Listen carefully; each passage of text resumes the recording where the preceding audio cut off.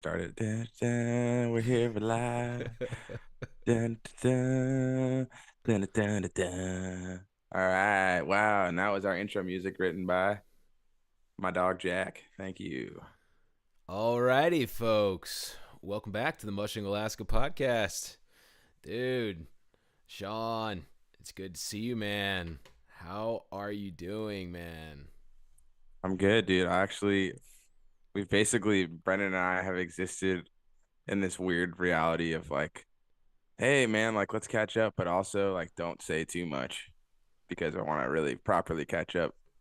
I don't have to do the same conversation twice. And so it's been funny. I'm like, hey, Brennan, how's it going? And then I start telling stories. He's like, well, save it for when we do this.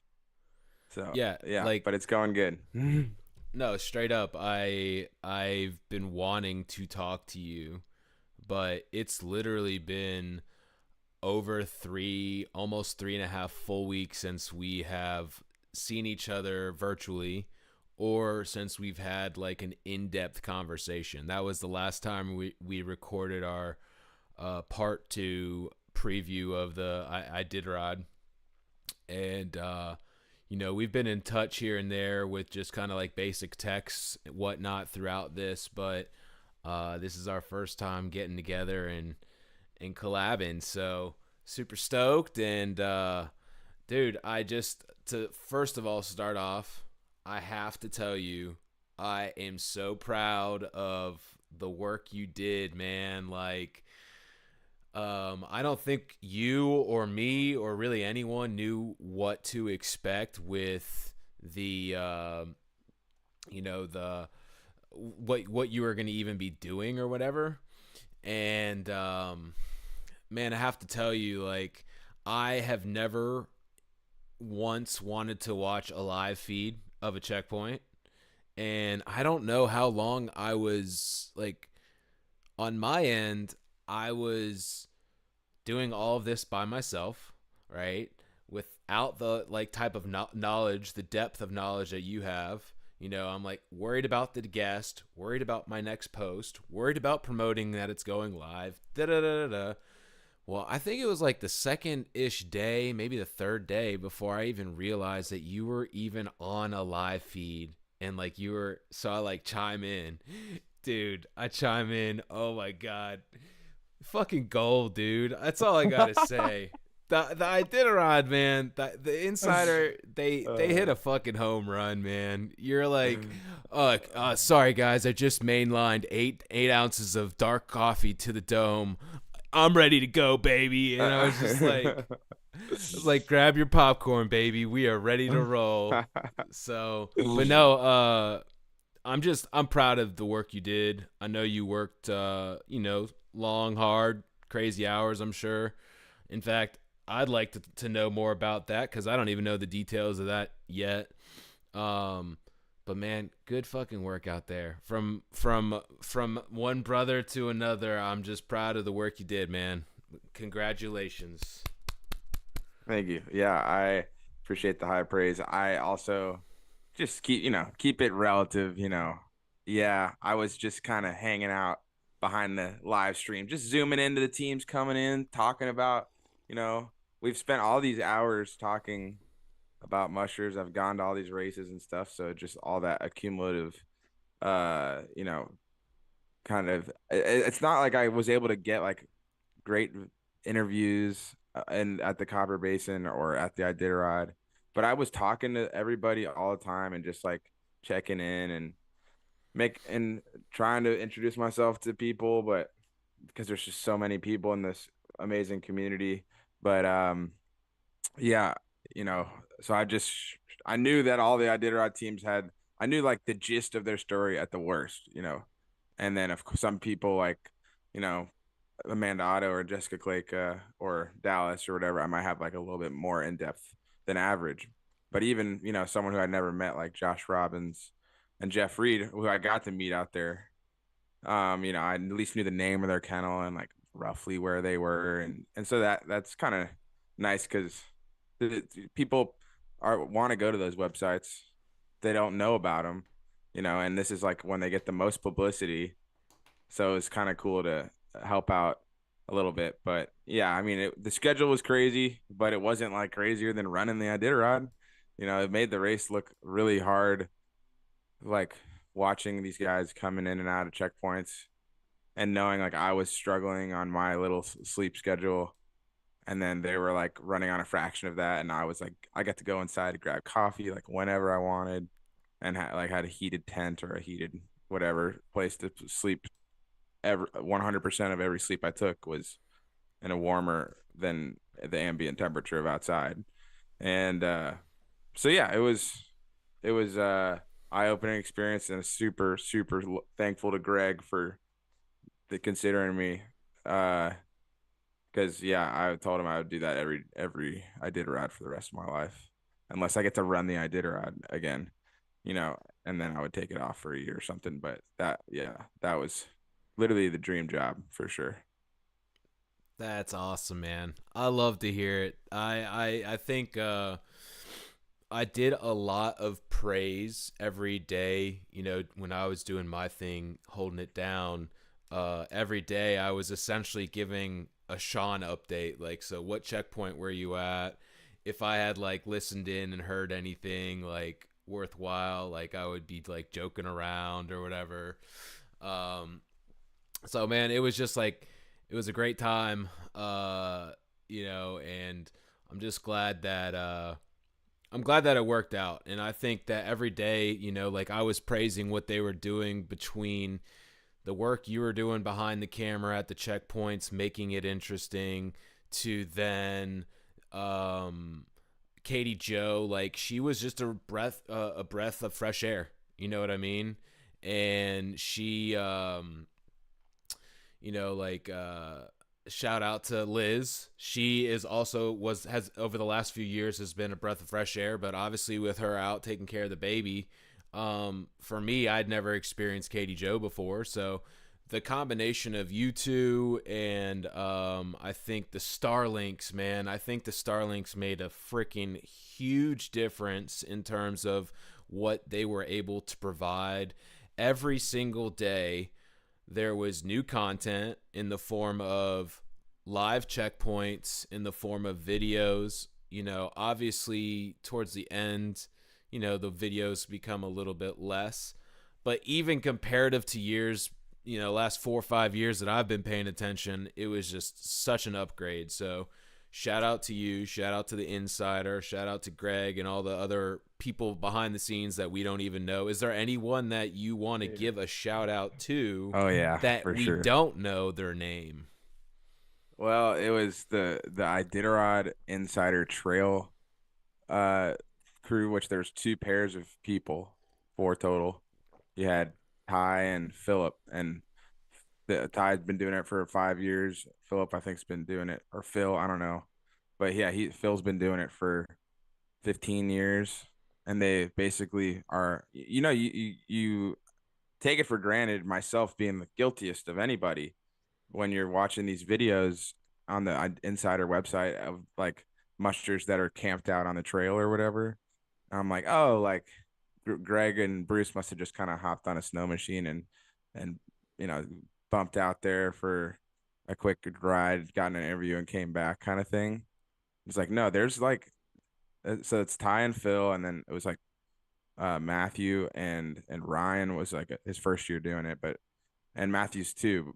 So you basically would have like one snow machine guide and one like camera person, and but they both were kind of like their responsibilities definitely overlapped. The person that's the snow machine guide to keep everyone alive out there, and the snow machine's fueled up and running and maintained, and they end up helping out with some camera work, and the camera people are driving a snow machine, so they have that responsibility too. But those guys are out there covering as much of the race as they can within reason, which is like, I got to Finger Lake, and they had already like driven through the night, you know, that night. And then I got to Nikolai, and I see them come into there, and they've like probably slept for an hour, you know, going into 200 miles into the race.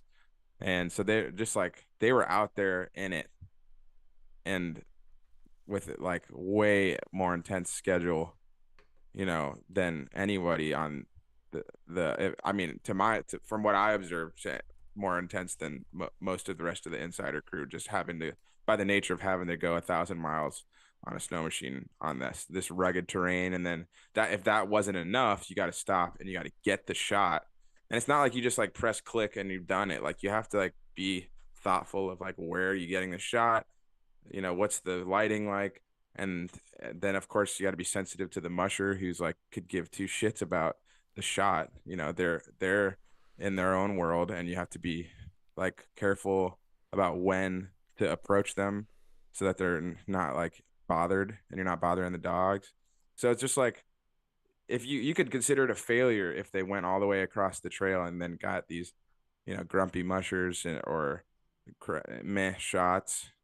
But they like, because that's what measured their success, wasn't making it along the trail, which is like an underlying requirement, but it's getting the shot, which is really hard to do with all these elements. You got being cold and like I meant all the things I've already mentioned. So I was just like, I saw them at Finger Lake and I was like, yeah, these guys are. Greg was like, this is Ty. I knew Ty. We'd gone on a hunting trip, and Phil I'd met before, but it was in the mayhem of me running the race. He's like, yeah, these guys go the whole trail, and they're just like filming teams in between checkpoints. And I was like, wait, like who are they working for? And he's like, for the insiders. And I'm like, you guys always done this? They're like, yeah, though every single year, And I was like, oh. And they looked like just long faces, after the first. It's not, nothing because it's such a difficult, grueling, task. So I give shout out to them. And that's just those four people. Let's not forget the 2,000 volunteers that I could continue talking about for the next hour, but we got to move on. Sure. Um, well, yeah, man. I guess we got a question, but before I ask you this question, so shout out to William. We'll get to your question. Um, Break down the checkpoints, man. I'm curious to hear. I know your first checkpoint was Finger Lake, and so I'm just kind of like run down if you can give us a little bit of, like an idea of what the checkpoints were like, or if there's anything memorable about, how was Finger Lake? That was your first time being sent out. You were flown out from Anchorage to Finger Lake, or how did that go down? Yeah, yeah. I was flown from Anchorage. We stopped. We were in There's two planes that we had access to as insiders, and one of them was a Beaver, which is like a larger, small plane that can fit like like 3 to 4. It could fit like I think well over 5 people if you put like the seats in the back, but they took out a couple seats. I mean, there was 5 seats in there when we got in there, and it was jam packed with equipment. And so that's like in a small plane world, pretty big. And the Beaver is considered to be like one of the premier small like bush planes, and there it's used in all over Alaska. And then there was like the Cessna, which is a 185, and I'm still kind of learning things about planes, but it's smaller. And we had really bulky equipment, something that like everybody was wishing was better, and it was no one's fault within the Iditarod community. It was because we're getting it from all over the country, and so we had this bulky equipment. So the smaller plane was just me and the pilot, or one person and the pilot, and then the stuff in the back. So you and the pilot and co-pilot and shotguns, which is awesome. I literally every single flight but one, I was like shotgun. It was pretty cool, and so we went to Rainy Pass to drop off one person, and I just like got to look at Rainy Pass. Hey, there it is, and then get back in the plane, and that was the only time I ever saw Rainy Pass. And then we went back to Finger Lake because that was the fastest way for one reason or another, and because they were going to Willow, I think, to pick up. So, pick up Greg and Bruce and company, and so yeah, we went to Finger Lake, and it was awesome, man. Everybody's excited. No teams had shown up yet. There's like they've been out there like setting up camp. It's just a lake, and there's a lodge there, but it's not uh really used by the like the it is used by the race. There's two people that work there that were basically running shuttles with the snow machine, and they were like a huge help to the checkpoint. And they may have done a lot. They did a lot of the like anytime like the volunteers were like, oh crap, like we're kind of scratching our heads. We could use like X, Y, or Z. If you guys have it, they would be there with it. For example, they got there and they had sent out all the like canvas tents, like the Arctic ovens with like stoves and stuff in them. And like they were all piled up nicely on the lake, but it had gotten like warm a couple weeks before the race. And there were some overflowers and maybe even some people described it as a hole in the ice. I'm not sure. It might have been actually a hole in the ice that all of the tents were floating in at one point, and then they got frozen in, Oh man. and so they had to like chip them out and like try to pull open these tents that have been packed down as tightly as they possibly could be packed down. They're like frozen in like that, and I didn't see this, but this is everybody was telling me about it, and they had to like take blow torches to the thing to warm it up and just enough to kind of open it up, and it took like all day, and they were doing they couldn't get in there like in time because of the weather, so it took like they got there a couple days late, and they're dealing with this, and you get there and it's just this like immaculate base camp of tents, and like everything's really well organized, comfortable. They have like a generator at a few of the tents to plug our crap into, and a table in each tent, and the stove in there. And I think we had some propane stoves and some wood stoves, and then they had the volunteer tent that was got they're making meals in there and whatnot. So yeah, it was just a really nice, comfortable for a place that's just a camp setup. Was really as glamping, and it was apparent they'd put in a bunch of work and faced a little bit of adversity in that process. So I was really liked Finger Lake, and the people were awesome, and there was like a lot of downtime, but like when Greg and Bruce and me and Sebastian recorded that thing, we were kind of in the middle of just like kind of setting things up, and nothing's too crazy, and kind of the calm before the storm. I had only seen the ceremonial. I didn't get to see the restart. And so I just, woke up Sunday from Anchorage and then went straight into Finger Lake and was like, okay, here we go. And it was cool. And I got to spend the first 2 days at least with Greg and Bruce. And then, there's Tom is a guy you'll hear behind the camera, and Christian, you maybe heard about, who helped with coverage in a pinch last year, and his huge for doing camera work and drone footage. And they were all there, and we got to all spend time together, and kind of was good to ask questions for me because I was about to be alone for the next 11 days with a camera, and got to make sure I kind of knew what was going on. Dude, so Finger Lake was the checkpoint where Jesse punched the moose, right? Yeah, I got the Okay. like all that was happening. That was crazy. Yeah. Dude, all right. So let's just hit that for a second. So obviously that news breaks first the like from my perspective of what I was doing, I was recording. Going into the recording, I had just heard and watched the video of the moose being punched, right? And so I first saw, like, it came across, I think maybe Jess, maybe she saw it on Twitter or something. She's like, you gotta go find the video for it. So the first thing I do is I go to the video, and it's one of those where like super zoomed in on the face, and then like super zoomed back out to like autocorrect, and then zoom back in. And I'm like, dude, that's my brother. He totally shot that video. I know it's shot. Like, you're still getting you. That was one of the first videos, right? I'm sure you're like still getting Yeah, used I to the mean, camera or I'm not whatever. even sure that was mine, because it could have been. But if it was like if the camera was moving around, then it was Christian, and if it was looking like it was from a stationary point of Mm-hmm. origin, then it was me. Because I didn't have I had zero mobility. Like once the camera's there, if I want to change it, it's a whole process. So yeah, I'm not sure, but I was filming some of those. Maybe I don't. I Okay. don't remember. but Right. let's blame it on Christian. Let's go ahead and do that. Okay. All right. That works. No, it was probably me. No, Yeah, but he was battling the flu too, or like not flu, but flu-like symptoms, and was out there carrying, a 40-pound thing on his shoulder, tromping through snow, and he kept on joking to me about how, yeah, I think I'm gonna scratch. that's too From funny. as the cameraman. Pretty funny. um, so you were in Finger Lake like what, a day and a half, 2 days? Yeah. I don't think from what I recall, I don't feel like you were there for too long.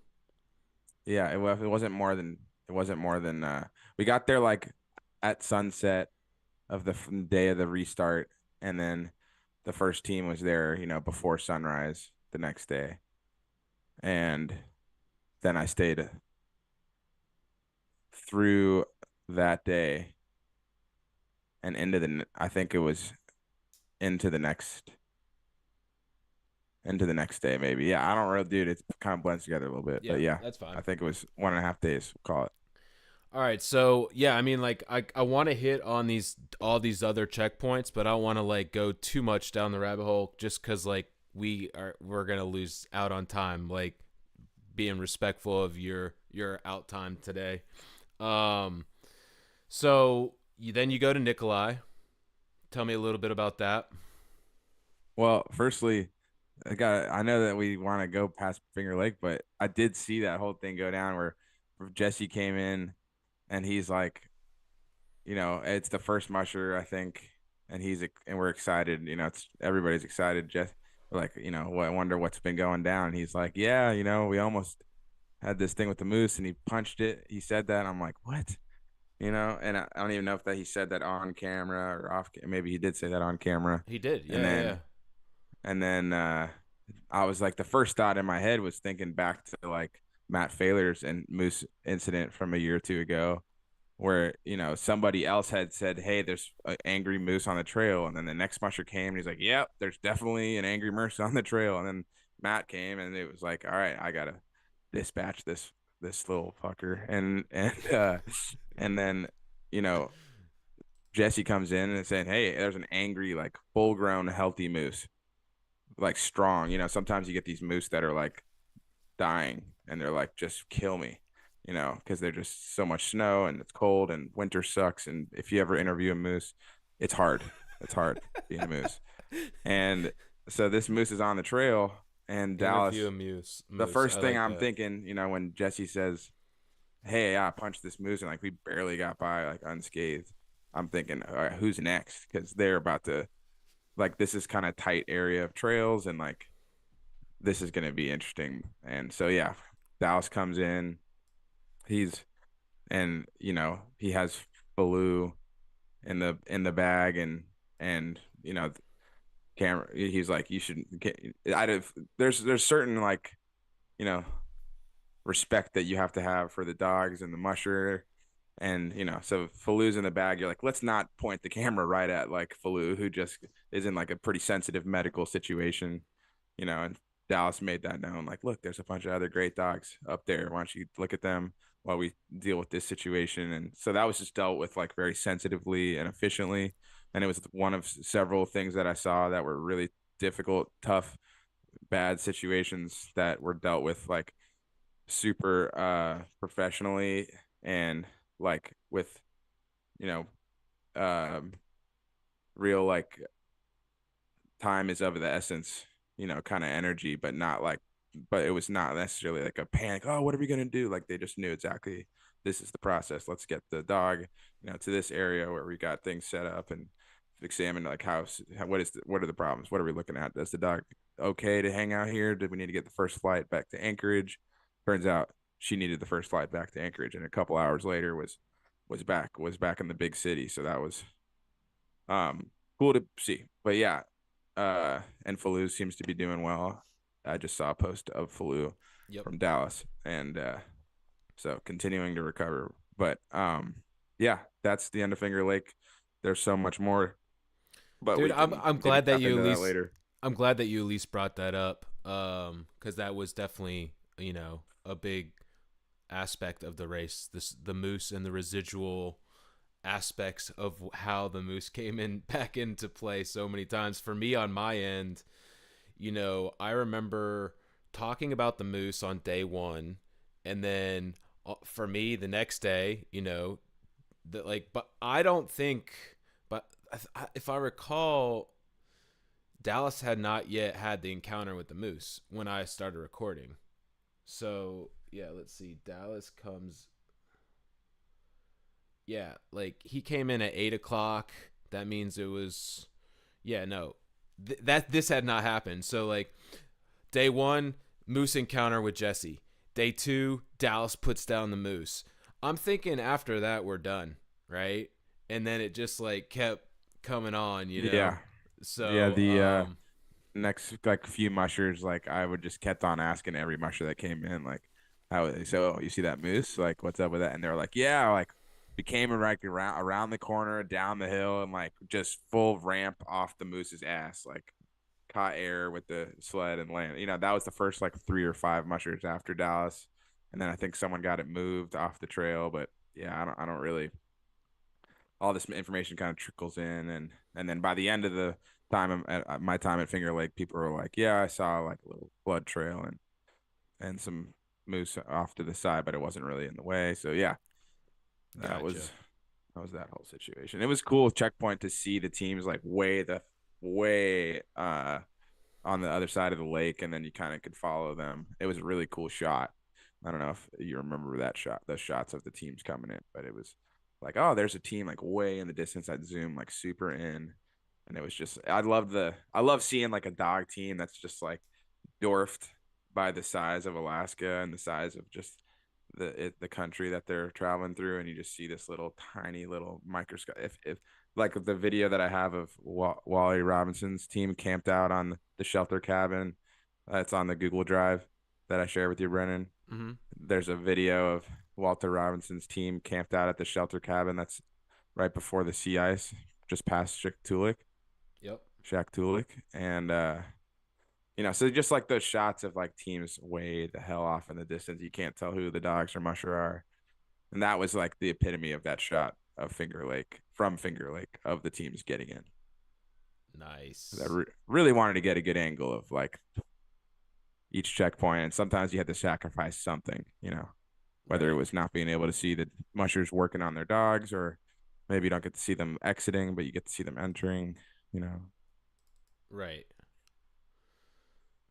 So But that was that's Finger Lake. Finger Lake. And Yep. then take me over to Nikolai for a little bit. For me, just so like, all right, on my end, right? So let's kind of like tell your perspective. I'll tell my perspective. So on my end, Nikolai, by the time you're in Nikolai, we're about to have Riley on. And it worked out beautifully because you were on the camera in Nikolai and all the front runners were literally coming in as we went live. So Riley he was on Zoom with me doing this, live on YouTube, but then he's on his phone pulling up the live feed and you're out there talking too. So like sometimes he's like listening to what you're saying, which is hilarious. And so that was just kind of a little bit of the background there. I guess for that checkpoint, let's see. So we got to see that was Nikolai. So yeah, Milla came in, Travis came in, Ryan Reddington came in, Dallas Seavey came in, Jesse Holm, like all of those people came in within the hour of us going live. It was absolutely perfect and epic. Like shout out to Riley for pulling up the feed. That made it interesting because, like on my end, like there's not a lot going on. There's not a lot of crazy developments on day 2 of the race.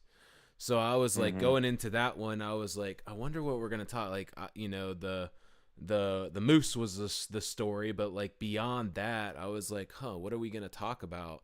And then he pulled up that live feed, and it just like it made that that live video on my end go a lot smoother, I thought. But anyways, so Well, tell us a little bit more about Nikolai on your end.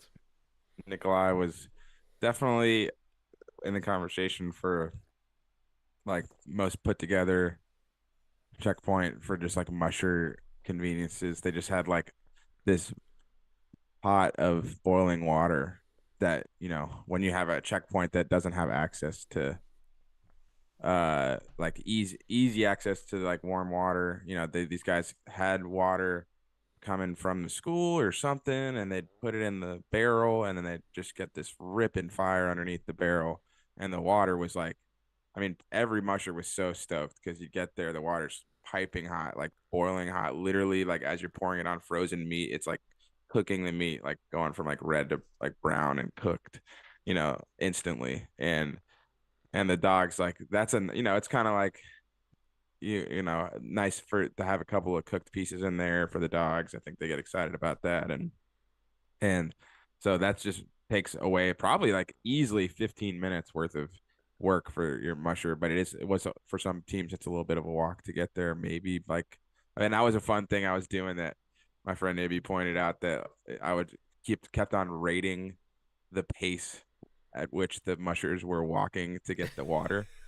And I'd be like zoomed in, like watch it. And like, I think it's almost borderline like invasive to like, because the mushers are like in the zone. They have like no idea that I'm filming them because I'm pretty far away, and they're like walking from their team with like an empty bucket to go to like the hot water, and they and I'm just like, all right, so everything's efficiency out here.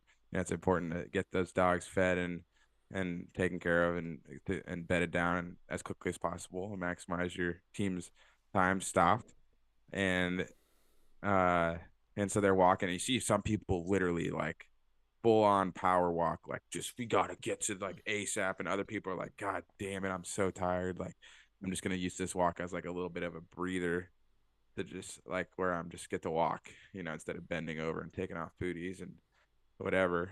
And so I'd just be rating like, oh, there's, Millipore, she's got a good pace going to the water. I'm gonna give it about a 4 star, not a 5 star pace, and then if someone else would come in and they'd be like sprinting, I'm like, that's 5 star right there. That's what we're looking for, And so I just having fun with it. But that was when I started doing that, was at probably at the tail end of Finger Lake, but that was something that kept on doing. And anyways, yeah, Nikolai, they have the hot barrel of water, and then just like the organization of the parking. The out trail was a little bumpy, like teams kind of trenched out a little bit, going through some deep powder, and then but I had a great view of like teams coming in, great view of the checkpoint, and great view of the teams exiting. Like the trifecta was at Nikolai. And then the there'd be like locals that are there, super helpful, super nice. Like very like their demeanor was very like, we're here, let us know if you need any help. Like they weren't like, mom can be worth like a, hey, if you could want any more wine, it's in the fridge, and if you need, you know any Yeah. more chocolates, they're over here on the corner. Like, we get it. Thank you, appreciate the hospitality, I love you, mom, but well, we got it, and they just be chilling like, you guys could probably figure out where everything is, right? But if you need us, we're here, you know and they'd give mushers rides. Sorry, mom, I didn't mean that. That was mean. I love you. And uh, they'd give mushers rides on the snow machine to the school. If like sometimes there was a couple mushers that had to walk because they were taking a nap or whatever. And then you get to the school and they have like a full like kitchen of hot food for the mushers. Volunteers could eat it too, but they'd have to pay like $5 or something. And then they had like a nice warm place in the school gymnasium to sleep, that's quiet, and a little room to air out your wet gear. And so yeah, it was just I think a pretty cool checkpoint. And it was the first village, and villages were a special part of this race, our special part of this race. So yeah, I Nice. liked Nikolai, and I stayed there a long time. I think I stayed there like maybe like, I think that was like I don't over know. I was 48 there from the first hours. musher to the last musher. Yep. Yep. So then from Nikolai, what was it? Was it Takotna that you were at next? Yeah, Takotna. So a lot of teams taking 24s. Pretty much that's all I saw was teams taking 24s. A couple teams coming out of their McGrath 24 and going, the short run to Takotna. So they may drop a dog or pick up some stuff. Um, like Wally Robinson, I saw him just kind of get in there and pick up some stuff and continue on. But yeah, it was fun to watch people doing their 24s. I like spent lots of time just drinking coffee and hanging out with the mushers and eating some pancakes. Try not to steal too many of the pancakes, because they probably needed them more than me, but I was hungry too. And this is kind of where it began. I feel like I got pretty like I would go, I was like, I got to take an hour and a half or 2 hour nap, and then this next musher's coming in, and as I'd set my alarm, go take my nap, and just like wake up like 5 hours later, like Oh, but damn. that's just whatever. I'll set more than one alarm maybe next time, but I just thought, yeah, that was a little bit above a bummer, but it was also like at some point I probably do have to. I don't need to be on like the full on musher schedule all the time. Right. Um, so that was like kind of the agreement. Like, obviously at some point you're gonna have to sleep and you're gonna miss some stuff, whatever. So yeah, Nikolai, that's No, that that's was that. Takotna. Takotna. Oh, sorry, yeah, Takotna. Yeah, and they were like making, they had the pies. It was a little bit of a tight, setup, and but it was a really nice dog yard, and like where for the mushers it was tight where we were, and for the media people it's pretty sweet. Honestly, we were like in a big library and classroom and stuff, and um yeah, it was cool to be into the airstrip's like 2 or 3 miles from maybe like 2 miles from the town or maybe a mile and a half. So I was like thinking about walking into town and I was like, maybe not.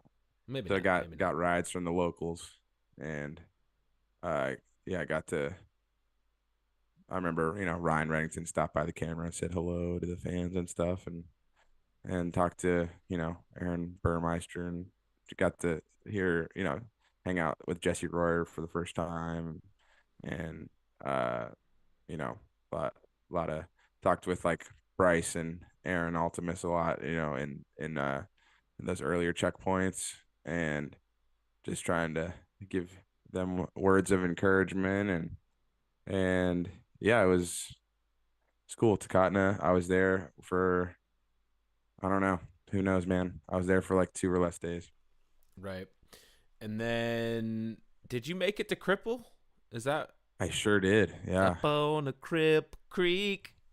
Yeah, buddy. Oh Yep. And yeah, that's here we literally go. on Cripple Creek. Yeah. That that's Cripple. why. Yeah, that's why I went there. I Literally. had to do it. Had to do it. Yeah. That's the closest creek to that checkpoint. And I learned the history of the checkpoint that it was like they had to make a checkpoint because of the stretch from Ophir to Ruby is just you need to have a place to drop a dog and to resupply. And so the only thing that was naturally in between those two checkpoints was this like mine that may or may not still be there, but it's 4 miles from where the checkpoint is today. And uh they made it they were like, hey, let's call this mine and see if they can let us just come and hang out. And so they started setting up the checkpoint there. And then like as the race started, or like right before it started, they like the mine was like some people in the mine were not stoked on the checkpoint. And so they like put down some stuff blocking the airstrip and that was kind of their like middle finger to the checkpoint, maybe, and under, whatever.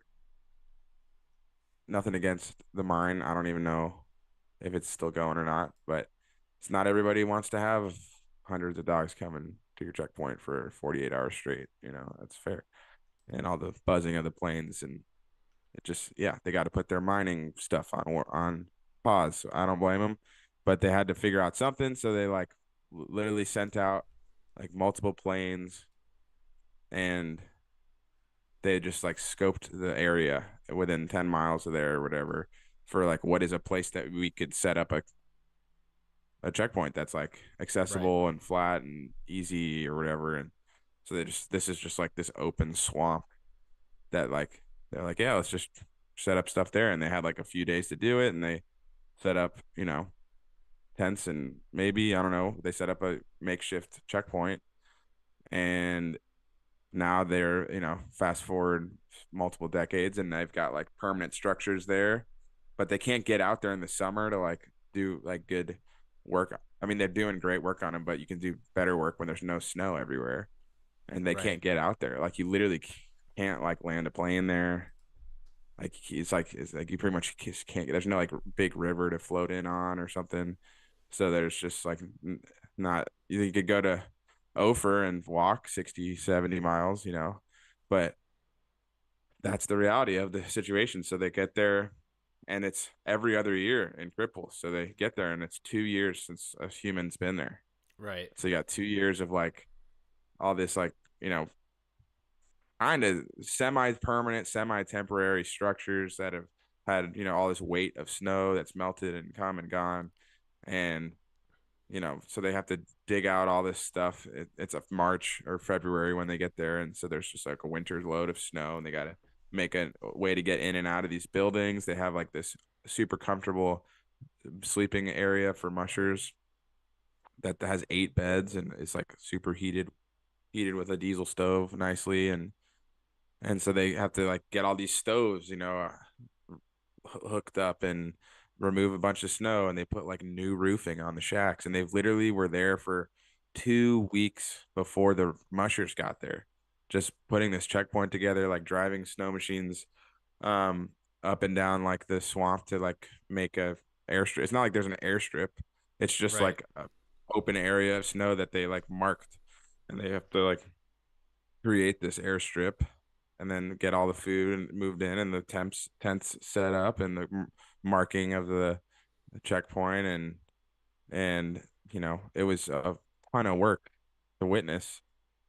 I didn't even witness the work. I just saw the end result, which was this magical checkpoint that was super well run with a bunch of happy people, and that have been working hard. And these two dudes have been running the Cripple and the Iditarod checkpoint, because they alternate in a similar fashion, where no one's really going to those places except for those once every 2 years nowadays. Right. So they have all this like crazy free race work to do. So that was cool to see. And, had some nice conversations with a lot of my mushing buddies there, and the uh certainly, the middle and back of the pack, had some nice talks with those guys. And yeah. Nice. Nice. So we have a couple more checkpoints that I want to hit, but I wanted to hit you with a couple of comments in the chat. So, Cindy is someone who's been, shout out to Cindy. She's been watching a lot of the videos that I've been doing while you were gone, and she just wanted to say that she thought you did a great job on the trail this year, Sean. And then this other lady, Shelly, said Sean and Katie Joe made Insider 1,000 times better this year. Great job. Another person, Weave, said, agreed. Most interactive year ever for the Insiders. So just wanted to shout out those comments and, share those with you. Thank Um, you very much. yeah, man. And also, I wanted to thank William. He said, Brendan, you're shouting everybody out, but you did an outstanding job covering the race, and I appreciate that. It was a lot of work, and it was tough to do without my partner in crime, because like, I can do all of the other behind the scenes stuff, and then Sean can like just talk, right? And like, he's kind of got me covered. But for this endeavor, it was like, all right, I'm hosting, producing, I'm trying to learn the program that we're using that helps me get it onto YouTube. It's just like a lot of trial and error early on. So anyways, appreciate the people that have joined live and have asked questions throughout this. This is just going to be a podcast, but I wanted to do it live. I thought it would be cool if we did it live. And the way it's going, I think we're going to have to do 2 parts of our recap of the race because Sean's got a lot of details, a lot of stories, and so do I, and it's fun catching up this way. So I just thought I would throw that in there. Once you recount your checkpoints, William was also curious what your favorite checkpoint was, but we'll circle back around to that. So yeah, I think that you told us enough about Cripple. Coming up next, we've got Nulato. And so yeah, like one thing, you probably didn't watch any of the work that I've done, and I'm not expecting you to, Sean, but like on my end, that was the first time that I had to talk about something that was a little bit difficult. The moose thing was one thing, but that was just kind of circumstantial. But yeah, like the Nulato checkpoint, had to be a little bit difficult for you. I know, like, you and I haven't talked about this leading up to right now, and I don't want to like put you on the spot, but obviously, like you witnessed something that was hard to witness, and so whatever you're comfortable talking about, just talk to us a little bit about what that experience was like, or whatever you feel like sharing in regards to that happening with Bog and with Isaac's team. Yeah, well, firstly, the Nulato checkpoint it certainly had the nicest facilities of any checkpoint. Let's start about Okay. I was there for 24 hours before we had the incident with the Isaac's dog Bog. But, so with this huge gymnasium, like really nice school, and it was really cool to see the front of the race. Like I did see them already at Cripple, but it's just like I don't know. It felt like like we're here on the Yukon River. Like you can see Travis coming into first. That was like when Travis had like a firm hold on first, and I really truly thought like I think I learned a lot just from like the like competitive side of things. Like you see someone in first in New Lotto, and he has like a pretty good lead, and you're like, oh, like he could do this, like. And then, you're like, all right, maybe he'll make some moves, maybe he won't. I don't know. And then just things, it's like, it's not like you're driving a car out there. You got these live animals that you got to, you know, figure out what they're telling you. And you can't just be like, I'm going to go and run this, you know, uh, and run this first place schedule. Like, obviously, if that was the case, then maybe a lot more people be winning the Iditarod. But yeah, he got, you know, to Caltag, and in between that stretch from Caltag to Unalakleet, I don't know the whole story really, but he had to make an extra stop, and maybe, he maybe mid did some longer runs a little early. I'm not really sure, but maybe we hope to have Travis on because I got to see him in Nome. He was all smiles, and I think it was it's already the Iditarod, so it's a hard race in general, but I think like the trail looked like it was pretty tough to him, tough on him for one reason or another. And, he was like fully just blinders on.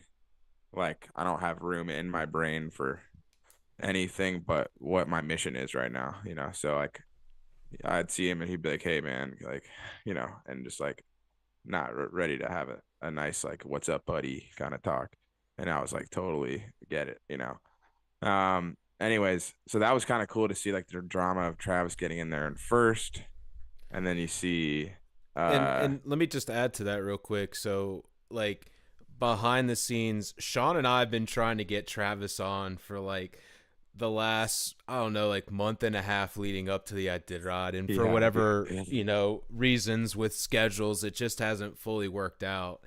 And so, like, at this point, Travis is in first place. He's got that nice lead. And in my head, I'm like, man, I'm just like, why the heck couldn't we have gotten him on? Like, this is a perfect time. Like, I just like, man, I would love to have, just have like a little bit more ammunition behind, like, well, we just had him on, this is what he's thinking, that sort of thing, his perspective. um but yeah, no, I mean, and I know that you guys are friends, and so I know that you were not only thinking that he was gonna, had the chance to win, but like you were also very much so rooting him on. And at that point though, I mean, there's still half the race left. I know. And that was the one thing You I know? think I learned from this whole experience was like how easy it is. Like everybody knows, like looking, like if you're stepping back from the race, like everyone knows you just gotta like what you know what it looks like when someone goes just too hard too early, or like is trying to race like, way before the coast. And um and so but then I'm in Cripple and I'm like, dude, let's like lay it down, let's who's laying down the hammer, it's like hard. I'm like, oh, like when you're in this, and I'm not even really truly in it, but just being at the checkpoints and stuff, you're thinking like, okay, like they better get out of here soon, like it's already been resting, 4 hours. And it's like in reality, like I'm forgetting everything that I've known for years, which is, keep your team, don't go, keep it in the lane and make your move. Maybe you can make a move like Amanda running from Cripple straight to Ruby, and doing those bigger runs all in one. You can make like soft moves, and that's what Travis was doing to get into. He didn't go like too hard or too crazy. He made some of those softer moves, and they are moves, but they're not like crazy or whatever. You're not doing like 100-mile runs and stuff. But like I found myself like wondering, oh, when are these guys going to make their move? And it's like you've been out here for several days, and you're like, oh, they still have so long to go. And it's like it really, how often is like the first place winner in first place on the Yukon River? It's probably not. It's close to probably half the time or less. So yeah, that I just get lost. I got lost in that whole thing a little bit personally, and I could see how much easier it would be for a musher. You have to, as a musher, be constantly like checking your times resting, your times running. Like if you get access to that information, like just be writing that down and being looking like, because you like they can't remember like, oh, I did a 6 hour run 3 runs ago, stopped for 4 hours and 15 minutes, did a 6.5 hour run, stopped for 5 hours, did a and they got to remember all this shit. And just you got to be able to see like, all right, what is the like what is how's my am I do you think it's reasonable to ask this of my team to have this much rest and this far of a run and that whole thing? Anyways, so it was just cool to see the front of the race, like Jesse Holmes, Paige Drobny, Matt Hall. um you know at this point, Jeff Dieters, like, He's making a strong way comeback. behind 10th. He's not yet. He's just got a strong team. He's like somewhere between 10th and 15th. Like you could see what place he leaves Nulato in, I'm sure. Um and he just, he said I'm gonna make my move right now. I'm gonna go and do 2 runs to the Unilocleat, and then I was like, okay, man, like great, and then he sure as shit did it. And we all know how that story ends. And so yeah, it was cool to see the front of the race. It was like super sunny. Every single day in Nulato was like the sickest day, like just bluebird, like maybe some light winds, but just super sunny. And then freaking cold at night. On the river, I heard it was 30 to 50 below, depending on where you were, and windy, and it was some tough runs, for some teams. But yeah, it's a sensitive subject seeing, Isaac Kent was coming in. I'm super excited to see. He's like, might be my closest friend on the trail, so you're excited. I'm zoomed in looking at him, and then see some dogs slip and fall, and you're like, oh, wonder and then the second I saw him do this, with the motion to like, because all the vets and the race officials, they're all right on standby, and he like looks right at him and waves him over, and that was this, like, it was in that moment I knew like we have a really fucked situation going on right now, because he can handle. And so they like that want to talk about the Falou situation where everybody was on it, like professional, and like working with like some serious, like every second counts kind of energy. but doing it in a like not doing it in a panicked way, like doing it in the most efficient manner, So you see all three vets out there all giving CPR and doing it for as long as they could until there wasn't any hope left, and and so yeah, that and everything, like I didn't give a shit about the live stream for the rest of that day, and Yeah. so and that was evident. I think if you're watching the live stream, I just kind of panned it somewhere else, and I was like, how can I help, and probably the best way for me to help was to just let the people that are the vets do their thing, and so everything was there for like, you know, but the best place for that to happen for Isaac was with three vets 200 yards away, so that's they were there. There's everything that could have been done was done, and yeah, it's just such a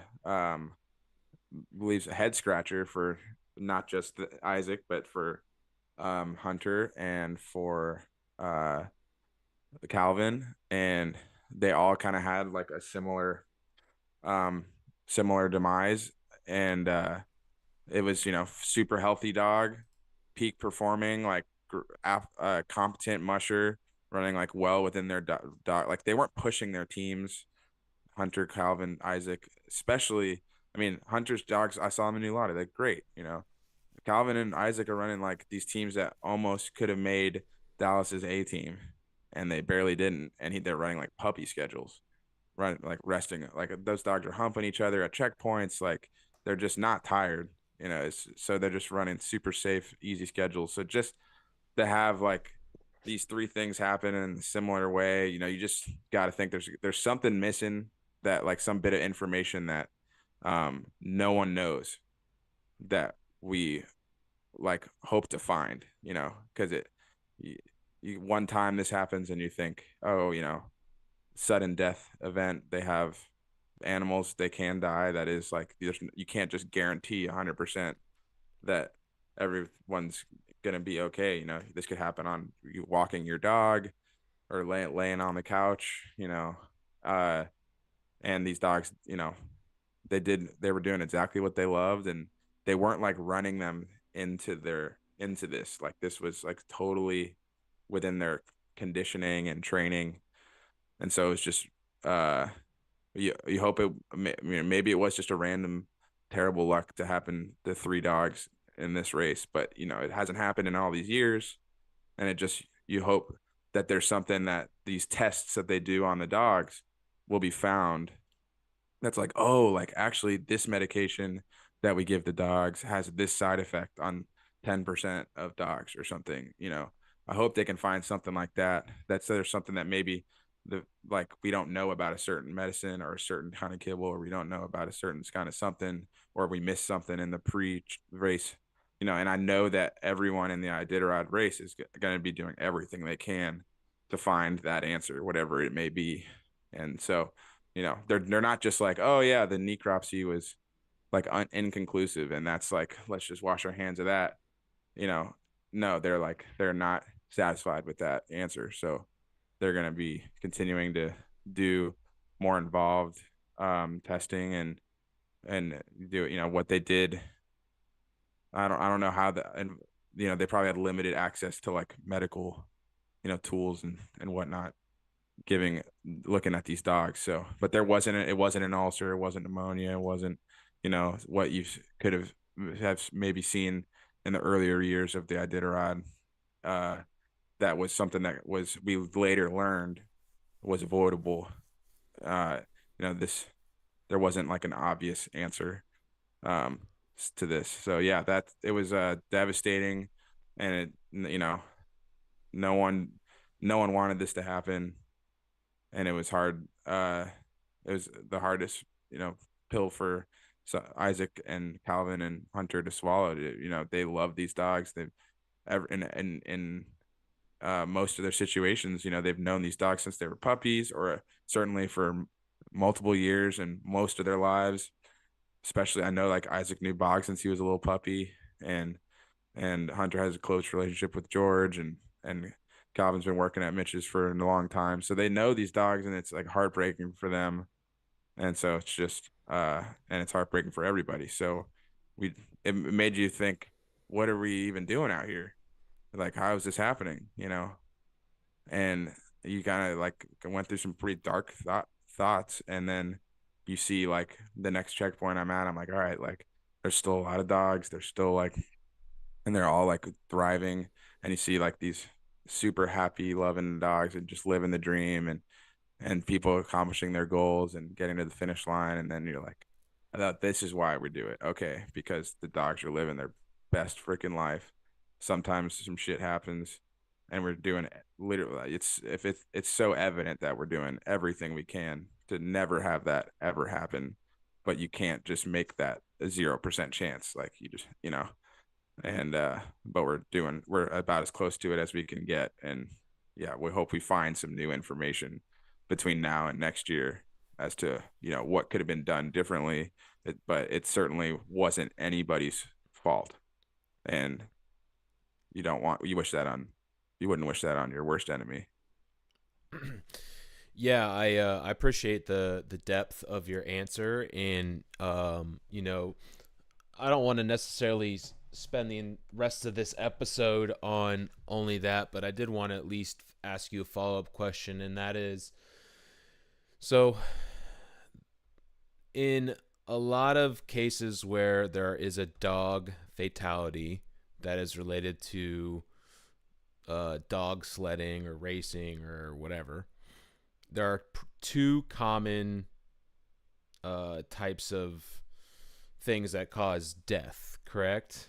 There's what is it, pneumonia? An aspiration, pneumonia, and yeah, an ulcer. But like yeah, those haven't happened in Well, and quite so a that's yeah. and that's what my question is. So the necropsy it's easy to diagnose both of those things relatively, like it doesn't take too much of an in-depth necropsy, at least from my understanding, to determine those being the causes of death. And so it's not like, what I wanted to say is, it's not like, oh, it was a quick necropsy and they just like they weren't able to, like, they didn't do it in the lab, or they didn't, like, those things are easy to determine, and that wasn't present when they did the necropsy. So that doesn't necessarily mean that it rules it out, right? But it at least lessens the chances of that being the case. Is that right, Sean? Yeah, I mean, I think it pretty much is ruled out. Okay. I mean, I don't know. I guess I don't know with like 100% certainty, but like, there's, there's, yeah, I think you would have gotten to that conclusion. And what you see is a drop in like the dogs. Like it would be like the vets would have missed something in the musher, but have missed something at this checkpoints. Like these dogs were like happy, and like, I mean, veterinarians were like looking at Isaac's team like he might be like have the best looking dog team in this race right now. That he got Jeez. that compliment like 2 checkpoints before Nulato. And so, you know, those things, having an ulcer or aspiration pneumonia, you might, they're listening to the way that the lungs sound when they're breathing at checkpoints, and if you can hear liquid in there, you like pull the dog. And I saw that happen this year. They hear a slight little wheeze, and they come back, check the dog again, they hear it again. It's like boom, not even a question, dog's out. Like, and then they get back, they get some IV, they get some rest, um, I don't know exactly what all goes into it, but they get that dog on the mend, and that's what happened. But yeah, we can say that with relative certainty. I think that it's not those things, because you had healthy dogs, and then just instantly they're gone. And so yeah, devastating. And I have a lot of other thoughts on it. I don't know if I've really explained myself like super clearly or like fairly. I've tried to be fair to everybody and not rub anyone the wrong way talking about this, but it was difficult for me to process, and I haven't really talked about it much you know Yeah, no, but I since didn't. since I, Nulato with many people. So I don't really, I'm kind of, my thoughts are a little disorganized on it, so anything I might have said, I reserve the right to like be like, all right, wait, did I mean that? I'm not sure. I You think I did you a you reserve pretty the good right to job. be like, Brendan completely caught me off guard, threw me under the bus. I had no time to prepare for this, and I didn't have all I mean, my. I've been thinking about it a little bit, but yeah. No, I think from what you said, I think you answered it right well, and the thing that I learned while you were gone, as it started to relating to the dogs or just teams having to scratch or whatever, is like I'm doing this thing every single day to not even talk about it. I was like, I have to Yeah, talk about you it. got to talk about it. Yeah. And so, I appreciate you saying anything, and I don't think you were offensive to anyone or, anything like that. So, for anyone who's watching now or will listen later, take it easy on my brother. I'll come fucking Well, get you. it's not about being like, it's not about not offending someone. It's just like, I don't, I don't have all the information, and Right. I don't really care if I'm like offending someone in PETA. But yeah, we, you get That's the it. idea. Yep. All right, so I know that you're up against the clock, and I want to respect you at that time. We've already decided Like that we're gonna 10 minutes. run it back with another one, maybe two. Someone in here said, Cindy said, do a part 2 or 3 if you need to. We want to hear all the stories. But I would like to at least kind of try to wrap up some of these checkpoints. So from Yeah. Nulato, you went to Shaktoolik. All right, and that I don't know. Again, I'm not paying attention in years past to the live stream, but I would be willing to say they might not have ever had a live Uh, feed in Shaktoolik. Maybe. I don't know. I thought that might have been the case, but yeah, I can't say with certainty there. But yeah, Shaktoolik was awesome, man. I mean, super epic flight, like Bluebird. Every day after I got to Nulato was like perfectly clear, barely any clouds in the sky. And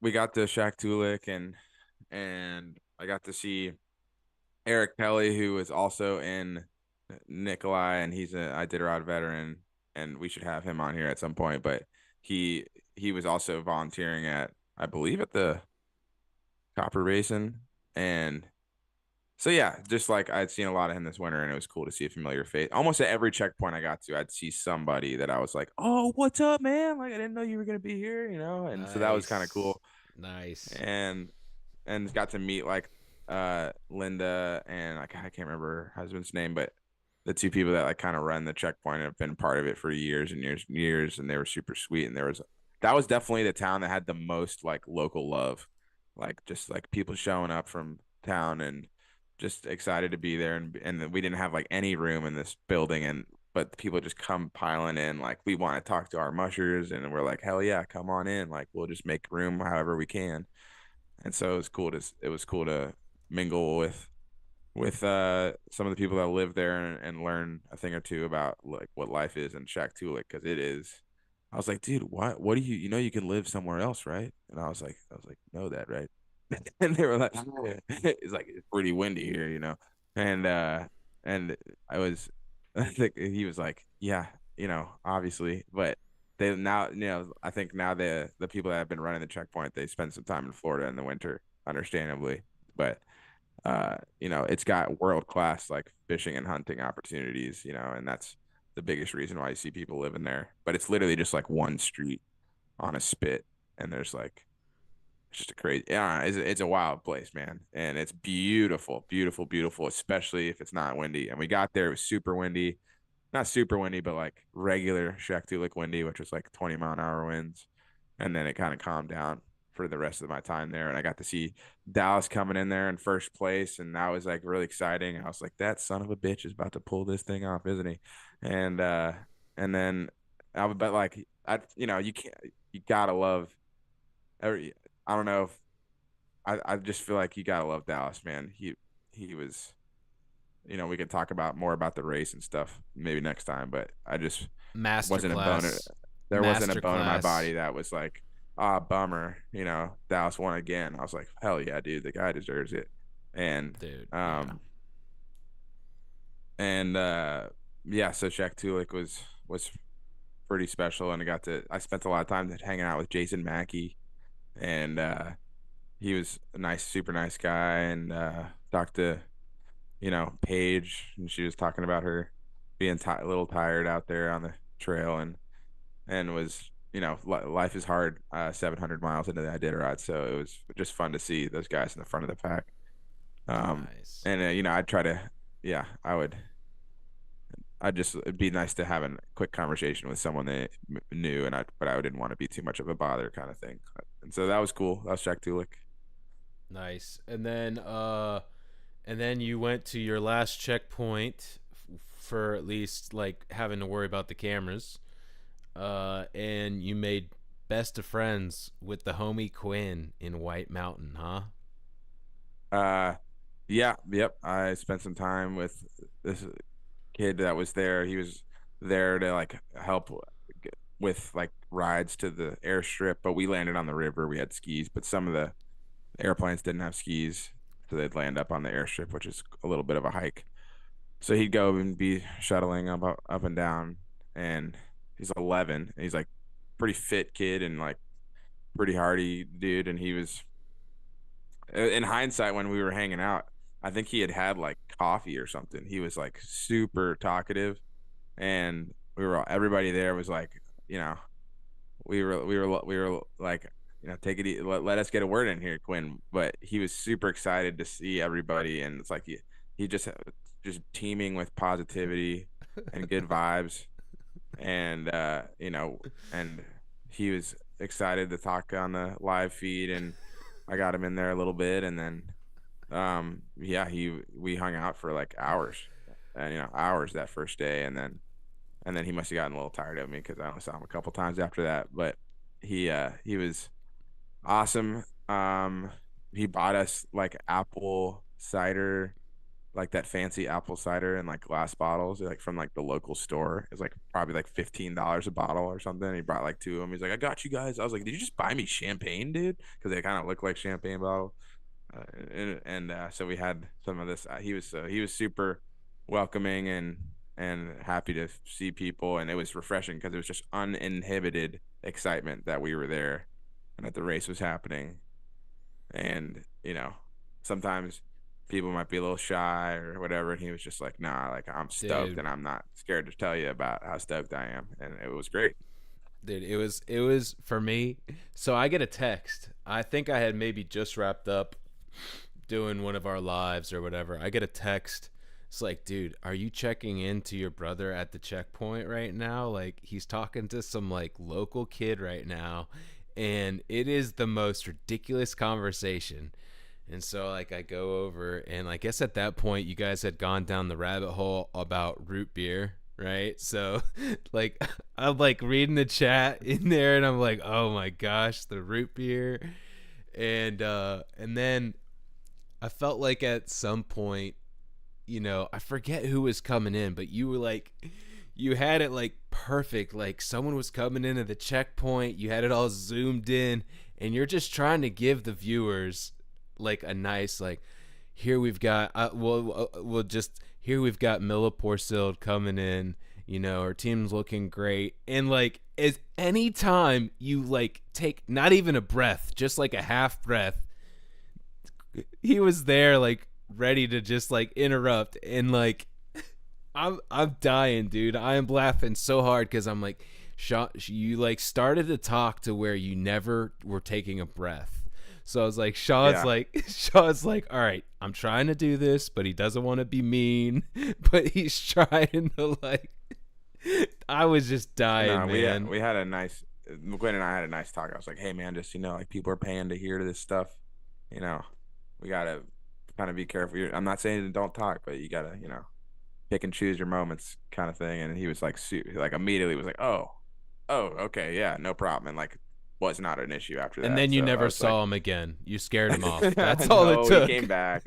No, he came back, but I only saw him a couple times. I think he had some friends show up and they went out and ice fishing or something. I don't know. um, But yeah, White Mountain was there for quite a while, and it was cool. I saw the first musher come in, last musher, you know, all the way to the last musher, and and got to, witness some pretty cool moments there at the end. It was great. Everybody that made it to White Mountain made it to Nome, is my understanding, and so that was kind of cool. No, and yeah, cool. You get to talk with almost every musher, and that's kind of my favorite thing, is just get to have these little moments, even if it's nothing like, there's no crazy story, but did hear some crazy stories. um and yeah, it was just to get these moments with the mushers and see them at that state. And you know not many people get to see these mushers all along the trail, see the dogs all along the trail. And some, like, I mean, and I gotta say, yeah, a lot of really, really good looking dog teams there at that last checkpoint. And it was good vibes. Good volunteers were awesome. I made some friends there. And yeah, it was, we can discuss it more about this, because this really is only the tip of the iceberg. But Yep. it was a really fun series of checkpoints to go to, and I really hope I get to do it again next year. But we'll see. Yeah. Well, I think that we should just leave it here. All right. And I think we're going to at least run it back one or two more times, honestly. But I'm glad to get this one out there. And I should have said something at the beginning, but part of why it has taken us this long is I actually, last Tuesday, oh, literally a week ago, we were scheduled to do this, and I had to have emergency surgery to have my appendix out. No big deal. I'm not looking for any sympathy, but um, the recovery has been real, and today's like the best day I've had yet, and not having to take any medicine or anything like that. So apologies for like I was so consistent every day during the Iditarod, and then like bam, there was like a 2 week break again. So we will be back, and thank you for those who joined last minute live. Your questions are appreciated. What was one thing I wanted to follow up with on that? Oh, just Sean Finley said that she is very sorry that she was watching live when it happened and felt for everyone involved. Thank you for sharing your thoughts. Her heart goes out to Hunter, Isaac, and Calvin. Very heartbreaking. Also was wondering if we're going to be covering the Kobuck. And yes, we won't be at the Kobuck, but, we'll probably cover it in an intro to one of our upcoming episodes. Sean and I have talked about how a lot of people after that Iditarod kind of like trickle off, but the Kobuck is a hell of an event, and we will certainly be following it. So we'll be sure to keep you guys in the loop on that. And outside of that, thank you guys for joining. And